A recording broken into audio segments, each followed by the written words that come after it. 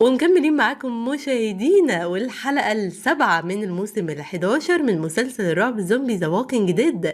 يلا بينا نبدأ حلقتنا. وبيبدأوا تنفيذ مهمتهم وبيخلصوا على عدد كبير من الزومبي الموجودين في المنطقة، ولكن اتفاجئ يوجين بوجود بنت وولد داخل المنطقة دي، وكانوا على وشك الموت بسبب هجوم شخص من الزومبي عليهم.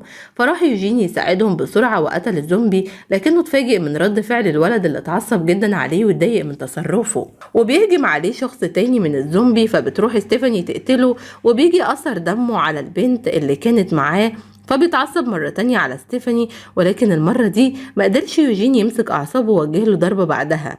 ولكن بنكتشف المصيبة، وهي ان الولد ده يبقى ابن باميلا رئيسة الدولة.